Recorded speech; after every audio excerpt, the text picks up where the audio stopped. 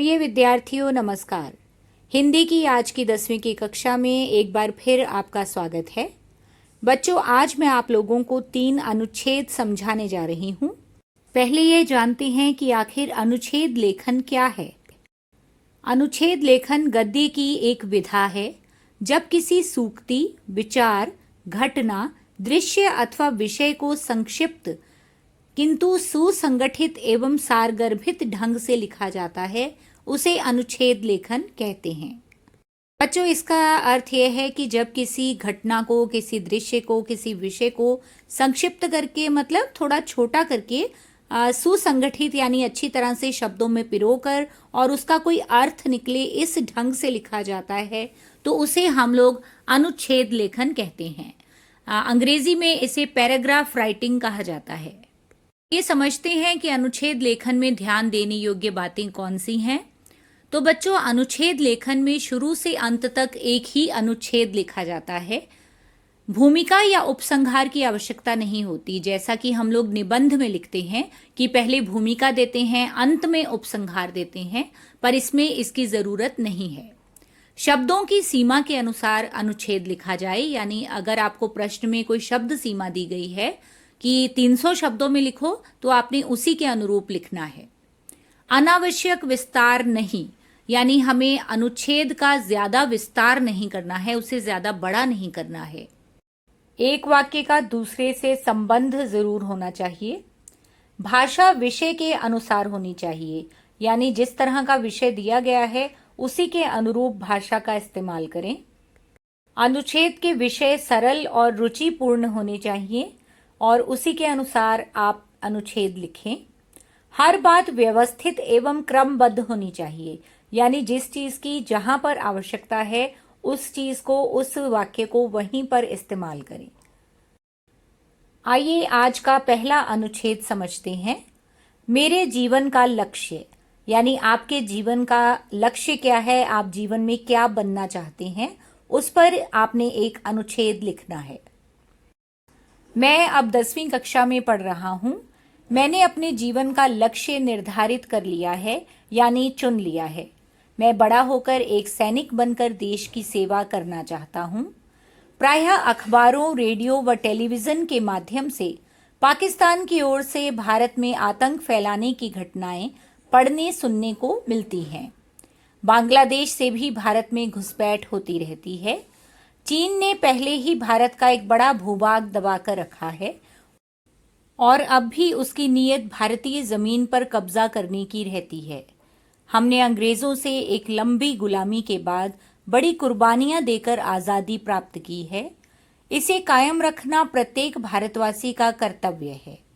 मैं अब कभी दोबारा भारत पर कोई भी आंच नहीं आने दूंगा। मुझे खुशी है कि मेरे जीवन के लक्ष्य निर्धारण में मेरा परिवार मेरे साथ है। मेरे मामा जी भी लंबे समय से फौज में अफसर हैं। उन्होंने भी मुझे काफी प्रेरित किया है। उन्होंने अन्य विषयों के साथ साथ विशेष रूप से गणित और विज्ञान में अच्छे अंक प्राप्त करने, शरीर को स्वस्थ व फुर्तीला रखने के लिए नियमित रूप से व्यायाम करने तथा जीवन में निडरता व अनुशासन पर बल देने की बात कही है। निस्संदेह रास्ता कठिन है, किंतु मुझे विश्वास है कि आत्मविश्वास, दृढ़ इच्छा शक्ति व मेहनत के सहारे मैं अपने लक्ष्य को प्राप्त कर लूंगा। बच्चों, यदि आप मेरे जीवन का लक्ष्य में सैनिक के अलावा कोई अन्य लक्ष्य निर्धारित करना चाहते हैं या लिखना चाहते हैं तो थोड़े से बदलाव के साथ इस अनुच्छेद को लिख सकते हैं। अगला अनुच्छेद है मेरी दिनचर्या, यानी सारा दिन मैं क्या क्या करता हूँ या क्या क्या करती हूँ, वह हमने इस अनुच्छेद में लिखना है। दिनचर्या से अभिप्राय है नित्य किए जाने वाले काम, यानी रोज किए जाने वाले काम। इन कामों को योजनाबद्ध तरीके से करना चाहिए, यानी इन कामों को एक टाइम टेबल बनाकर करना चाहिए।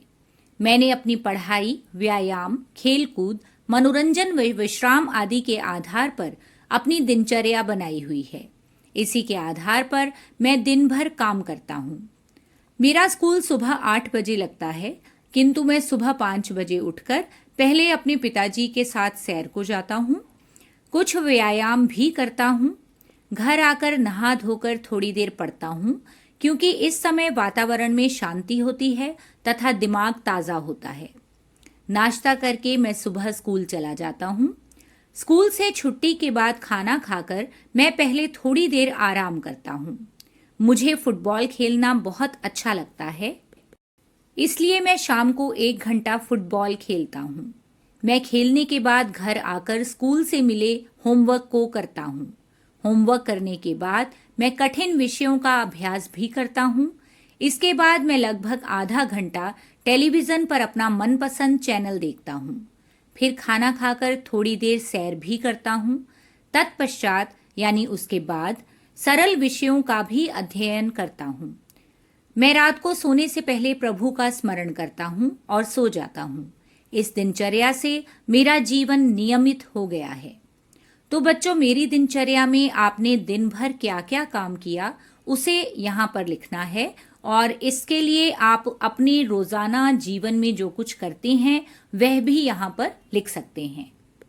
बच्चों, अगला अनुच्छेद है हम घर में सहयोग कैसे करें, यानी हम घर में किस तरह से दूसरों की मदद कर सकते हैं। जीवन में सहयोग का बहुत महत्वपूर्ण स्थान है। हमें सबके साथ सहयोग करना चाहिए। इसका प्रारंभ घर से करना चाहिए। हमें घर में मिलजुल कर रहना चाहिए। पिताजी मेहनत से रोजी रोटी कमाकर परिवार का पालन पोषण करते हैं। माँ घर के कार्यों जैसे साफ सफाई, खाना बनाना, बर्तन कपड़े धोना आदि सभी काम करती है। इसलिए हमें भी घर के अन्य छोटे मोटे कार्यों में माता पिता का हाथ बंटाना चाहिए। हम बाजार से दूध, फल, सब्जियां आदि लाकर घर में सहयोग दे सकते हैं।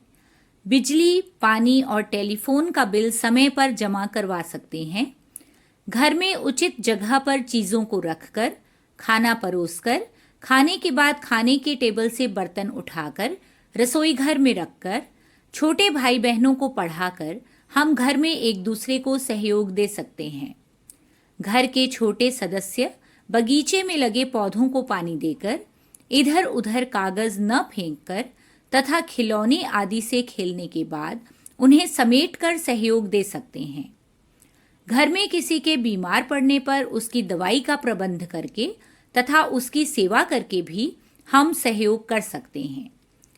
इस प्रकार आपसी सहयोग से घर खुशहाल बन जाएगा। तो देखा बच्चों, इस अनुच्छेद में हमने केवल यह लिखना है कि हम किस तरह से अपने घर में दूसरों के साथ मिलजुल कर कार्य करें ताकि उनकी सहायता भी हो और हमारा घर भी खुशहाल रहे। उम्मीद करती हूँ बच्चों कि ये तीनों अनुच्छेद आपको अच्छी तरह से समझ आ गए होंगे। इनका लिखित रूप आप नीचे डिस्क्रिप्शन में भी देख सकते हैं। इसी प्रकार के अपने विषय से संबंधित वीडियोस देखने के लिए मेरे चैनल को सब्सक्राइब करना न भूलिएगा। इसी प्रकार मन लगाकर पढ़ते रहिए और जीवन में आगे बढ़ते रहिए। धन्यवाद।